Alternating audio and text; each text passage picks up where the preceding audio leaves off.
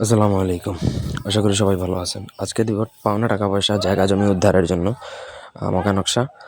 বিবাদীর উপরে এটা মূলত চালান করে তারপর থেকে টাকা পয়সা উদ্ধার করতে হয়। এটা বাতিল চালান, খুবই জটিল হবে। না পারলে আপনারা আমাদের সাথে যোগাযোগ করে কাজ করাতে পারেন, আমরা কাজ করে দিব।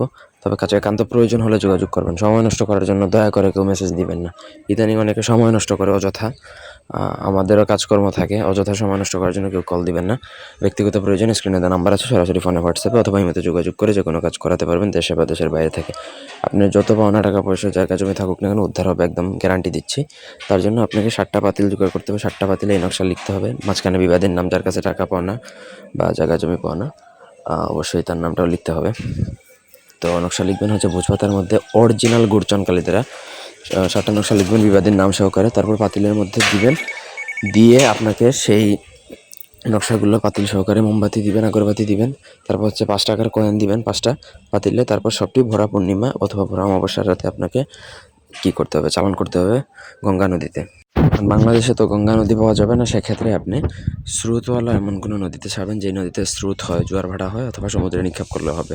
একই সাথে 5টা বা 7টা চালান ছাড়লেই কিন্তু আপনার পাওনা টাকাটা উদ্ধার হয়ে যাবে।